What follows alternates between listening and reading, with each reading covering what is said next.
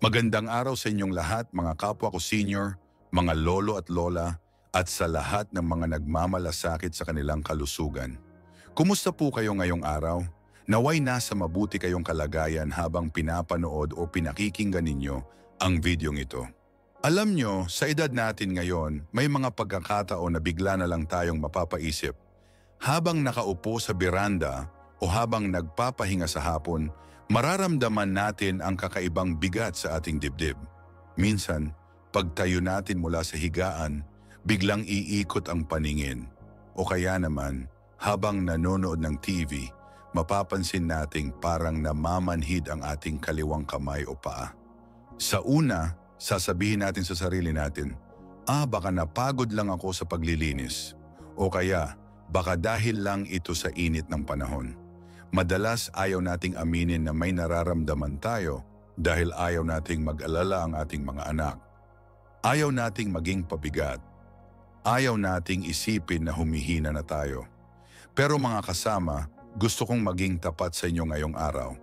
Ang mga maliliit na paramdam na ito, ang hilo, ang sikip ng dibdib, ang pamamanhid, madalas ito ay ang paraan ng ating katawan na kumakatok at humihingi ng tulong. Ang ating sistema ng sirkulasyon, ang ating mga ugat at ang ating puso ay nagtrabaho ng walang tigil sa loob ng 60, 70 o 80 taon. Isipin ninyo ang mga tubo ng tubig sa isang lumang bahay na itinayo noong dekada 50. Sa loob ng mahabang panahon na dumadaloy ang tubig dito, natural lang na magkaroon ng kalawang, lumunot at maipon ang mga dumi sa dingding ng tubo. Ganyan din ang nangyayari sa ating mga arteries o ugat. Sa paglipas ng mga taon, dahil sa mga kinakain nating matataba, maalat, matatamis, at dahil na rin sa natural na pagtanda, naiipon ang tinatawag na plaque sa loob ng ating mga ugat. Ang plaque na ito ay pinaghalong kolesterol, taba, calcium, at iba pang dumi sa dugo. Kapag ang plaque na ito ay kumapal, ang dating maluwag na kalsada ng dugo ay sumisikip. Para itong EDSA kapag rush hour, usad-pagong ang daloy ng trapiko. At kapag sobrang sikip na, ang puso ay kailangang magtrabaho ng doble o triple para lang maitulak ang dugo papunta sa utak at sa iba pang parte ng katawan. Dito nagsisimula ang mataas na presyon ng dugo. At ang pinakakinatatakutan natin sa lahat, paano kung tuluyang bumara? Paano kung ang maliit na daanan ay saraduhan ng namuong dugo? Diyan na nangyayari ang heart attack. Diyan na nangyayari ang stroke. Isang igla pwedeng magbago ang lahat. Ang masiglang lolo na naglalaro sa apo, biglang hindi na makatayo. Ang masayahing lola na nagluluto, biglang hindi na makapagsalita ng tuwid. Ito ang realidad na ayaw nating mangyari. Pero, mga kasama, huwag kayong panghinaan ng loob. Hindi ko kayo tinatakot para mawala ng pag-asa. Sinasabi ko ito dahil may magandang balita. Ang katawan ng tao ay isang milagro. Hanggat humihinga tayo, may kakayahan itong maghilom. May kakayahan itong maglinis. At ang susi sa paglilinis na ito ay hindi laging matatagpuan sa botika. Madalas ang solusyon ay nasa ating kusina, nasa palengke, at nasa mga pagkaing matagal na nating kilala. Pero baka nakalimutan lang natin kung gaano kahalaga. Sa videong ito, maglalaan tayo ng sapat na oras. Hindi tayo magmamadali. Iisa-isahin natin ang 7 makapangyarihang pagkain na napatunayang nakakatulong maglinis ng arteries, magtunaw ng taba, at magpalakas ng puso. Hindi lang natin babanggitin kung ano sila. Ituturo ko sa inyo ang tamang paraan ng pagkain. Kasi minsan, tama ang pagkain pero mali ang preparasyon kaya nawawala ang bisa. Kaya kung ikaw ay may maintenance na gamot, ituloy mo lang yan. Pero sabayan mo ng tamang pagkain. Kung gusto mong makita pa ang pagtatapos ng iyong mga apo, kung gusto mo pang makadalo sa mga kasalan at binyagan, samahan ninyo ako hanggang sa huli. Bago tayo dumako sa unang pagkain, may pakiusap ako. Kung ikaw ay seryoso sa pag-iwas sa sakit, I-comment mo sa ibaba ang salitang iwas-stroke. Ang simpleng pag-type nito ay isang pangako sa iyong sarili na simula ngayon, uunahin mo na ang iyong kalusugan. Hihintayin ko ang comment mo. Una, bawang garlic. Ang natural na taga-alis ng bara. Simulan natin sa pinakabida sa kusinang Pilipino. Walang adobo, walang sinangag at walang ginisang gulay kung wala ito. Ang bawang. Pero alam nyo ba mga senior na ang bawang ay hindi lang pampalasa? Sa kasaysayan ng medisina mula pa sa ating mga ninuno, ang bawang ay ginagamit na bilang gamot. Ibabahagi ko sa inyo ang kwento ng isang kaibigan natin. Tawagin nating Mang Ramon. Si Mang Ramon ay 68 anyos, retiradong pulis. Dahil sa trabaho niya noon, sanay siya sa puyatan, kape, yosi, at matatabang pagkain. Nang magretiro siya, doon lumabas ang singil ng katawan.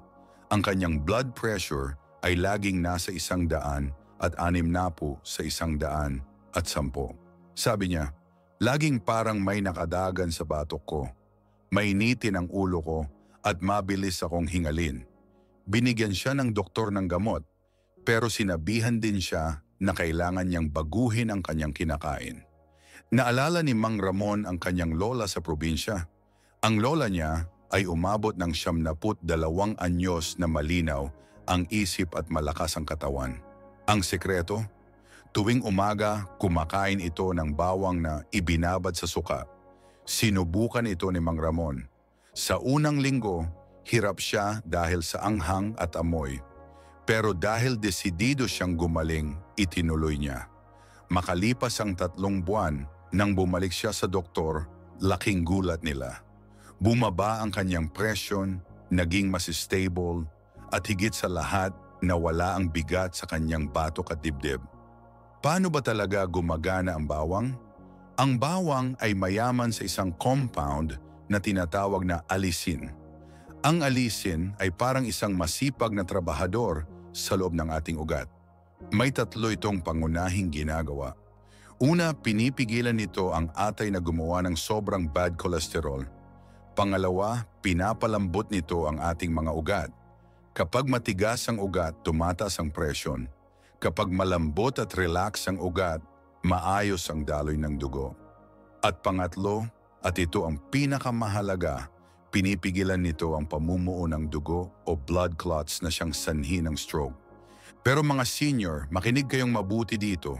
Marami ang nagkakamali sa paggamit ng bawang.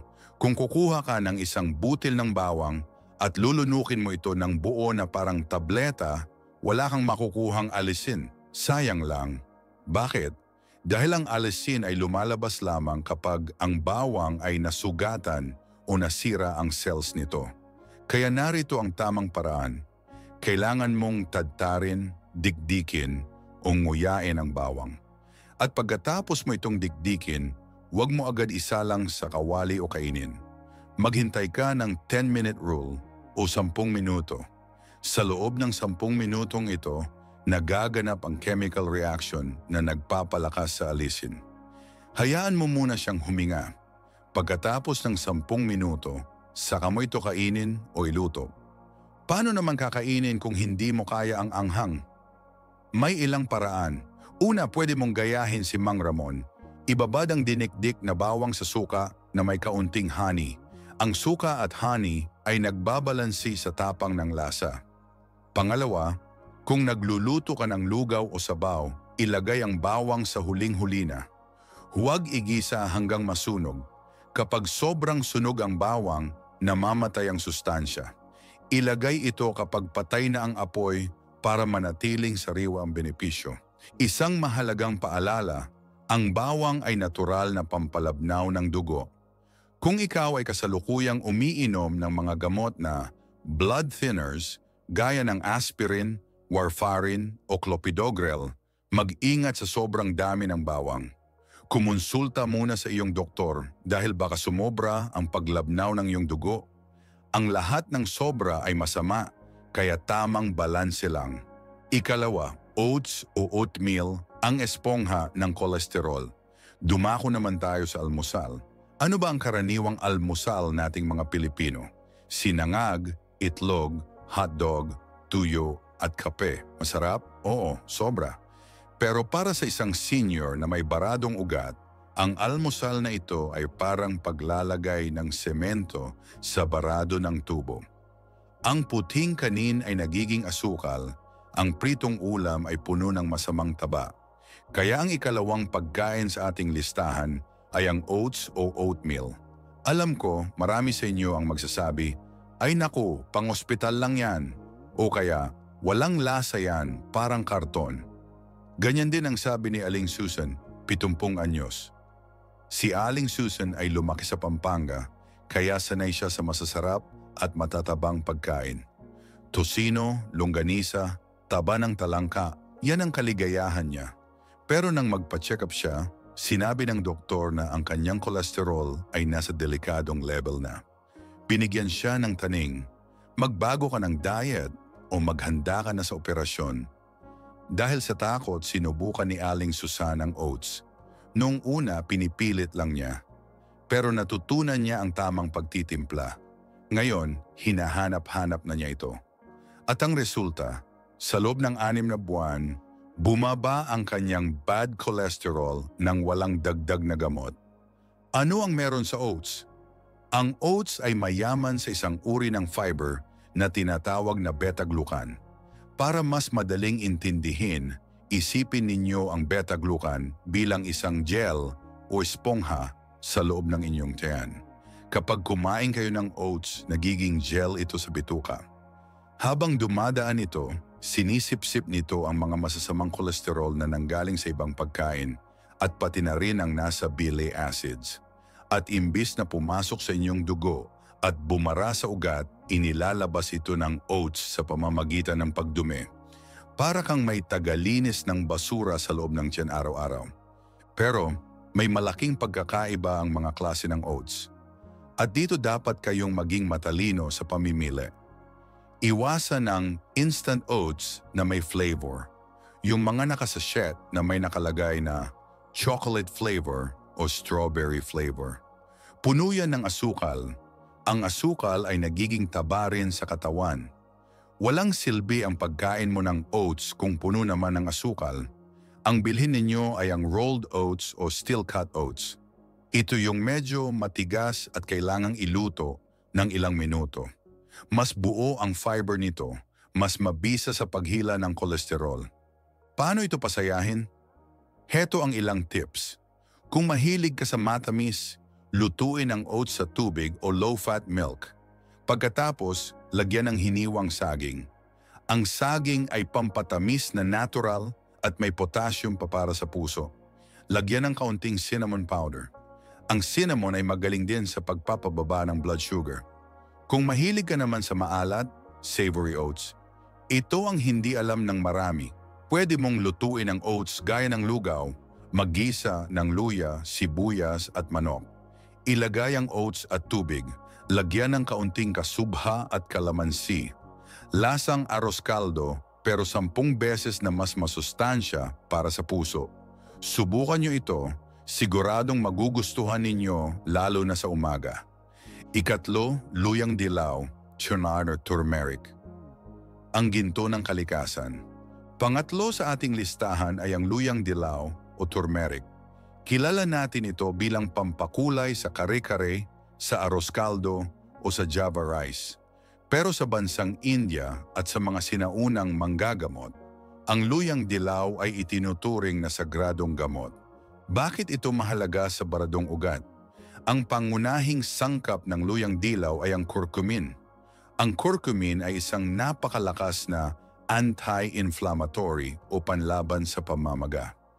Ganito po kasi yan mga senior, bago pa man kumapit ang taba at kolesterol sa dingding ng ating ugat, nagkakaroon muna ng maliliit na sugat o pamamaga sa ugat dahil sa high blood, paninigarilyo o mataas na asukal.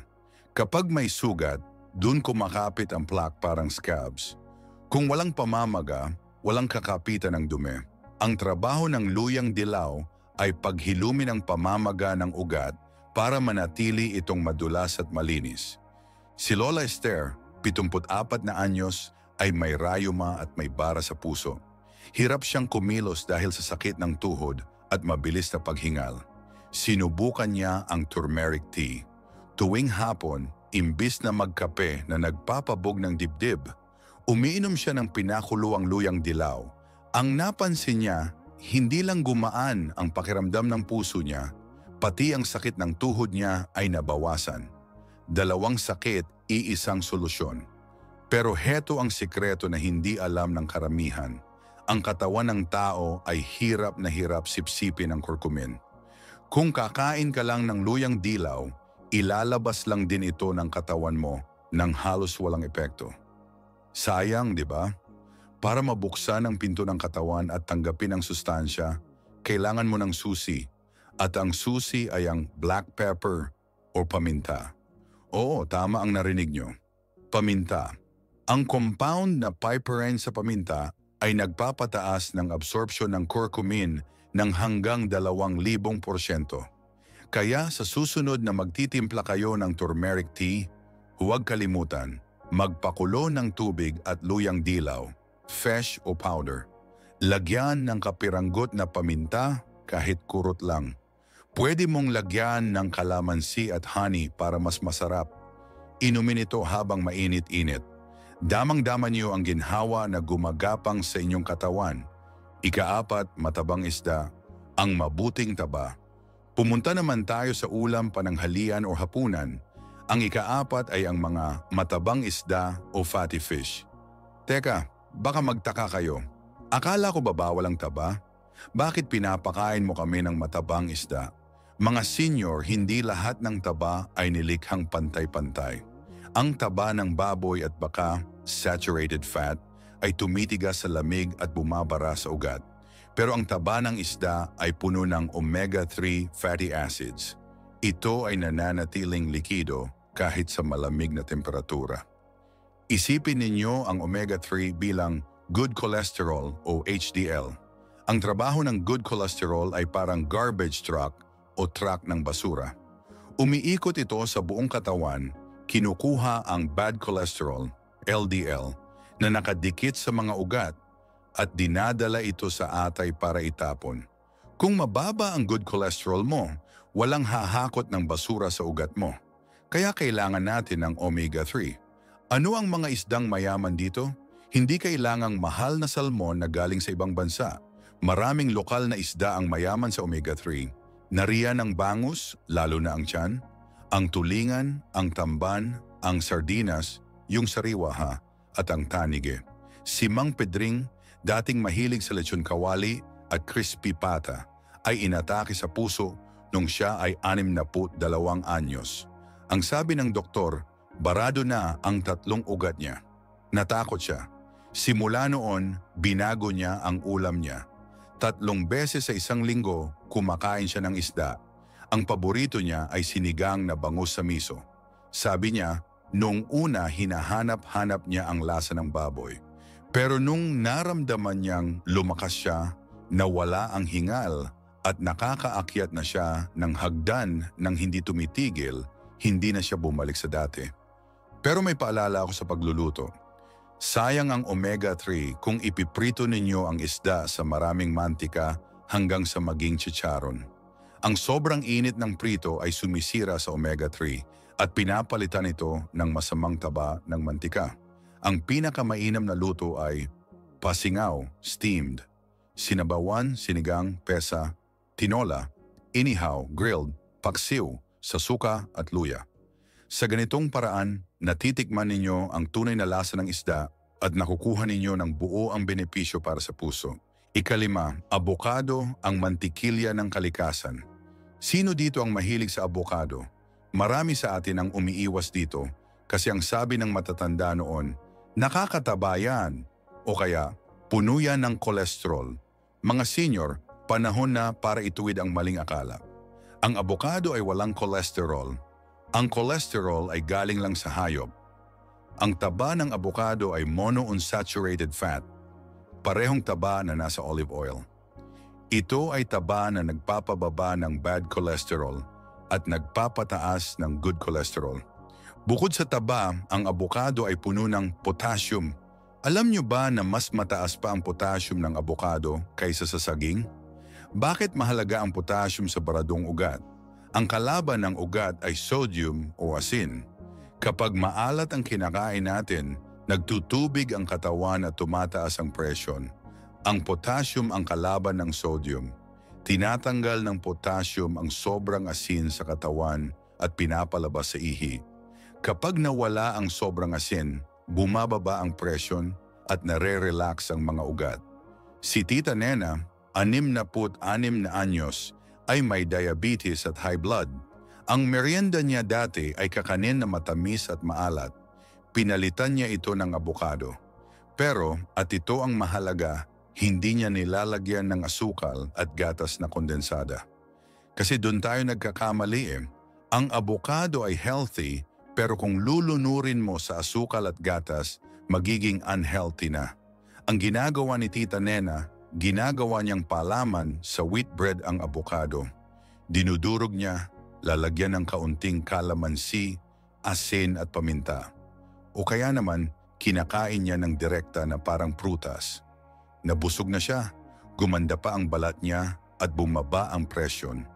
Kaya sa susunod na makakita kayo ng abokado sa palengke, bumili kayo. Huwag matakot sa taba nito. Ito ay taba na maglilinis sa inyo. Ika-6, nilutong kamatis ang pulang tagapagtanggol. Ang ika-6 ay laging nasa ating kusina. Mura, pula at masarap ang kamatis. Pero may sikreto ang kamatis na dapat ninyong malaman. Ang kamatis ay mayaman sa lycopene. Ito ay isang antioxidant na pumipigil sa pamumuo ng bara sa ugat at nagbabawas ng risk ng stroke.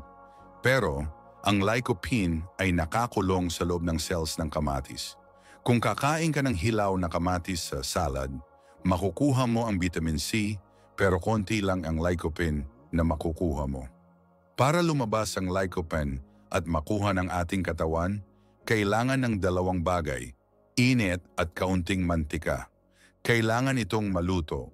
Kapag naluto ang kamatis, nasisira ang cell walls nito at lumalabas ang lycopene. Nagiging mas bioavailable ito. Kaya ang mga ulam nating Pilipino na may sarsa ay napakainam. Isipin ninyo ang sardinas na ginisa sa maraming kamatis. Menudo o afritada, basta huwag taba ng baboy ang sahog, kundi lean meat o manok. Ginisang kamatis na may itlog, ito ay mga superfood para sa puso. Isang pag-aaral sa Finland ang nagpakita na ang mga lalaking may mataas na lycopene sa dugo ay may 55% na mas mababang tsansa na ma-stroke. Kalahati ang nabawas sa panganib. Kaya mga lola, kapag naggigisa kayo, huwag tipirin ang kamatis. Punuin nyo ng pula ang inyong kawali. Hayaan nyong lumambot at madurog ang kamatis. Mas durog, mas pula, mas luto, mas maganda para sa puso ni lolo at lola. Ika-7, berdeng dahong gulay, ang walis ng katawan. At ang huli, pero hindi pa pahuli sa bisa, ay ang mga berdeng dahong gulay. Nandiyan ang malunggay, kangkong, talbos ng kamote, spinach at pechay. Bakit ito kailangan ng baradong ugat? 2 dahilan. Una, ang mga gulay na ito ay mayaman sa nitrates. Pagpasok sa katawan, ang nitrates ay nagiging nitric oxide. Ito ay isang gas na nagpapabuka ng ating mga ugat. Para itong pinto na bumubukas para makadaan ng dugo ng maluwag at walang harang. Kapag kumain ka ng gulay sa loob ng ilang oras, bumababa ang iyong blood pressure dahil lumuluwag ang daluyan. Pangalawa, ang fiber. Ang fiber ay parang walis tingting sa loob ng bituka. Winawalis nito ang sobrang taba, asukal at dumi bago pa man ito makapinsala. Pansinin ninyo ang mga lolo at lola natin sa probinsya na laging may gulay sa hapag. Sila ang umaabot ng 90 anyos na malakas pa rin at hindi ulyanin. Huwag nating patayin ang gulay sa sobrang pagluluto. Ilagay ang malunggay kapag patay na ang apoy para hindi mawala ang sustansya. Half-cook ang kangkong para malutong pa. Gawing ugali na sa bawat kainan, kalahati ng plato ay gulay. Isang mangkok ng sabaw na may malunggay o ensaladang talbos ng kamote na may kamatis at sibuyas. Mura na, madaling itanim sa paso o bakuran at higit sa lahat, life insurance ito na hindi mo kailangang bayaran ng mahal. Mga dapat iwasan.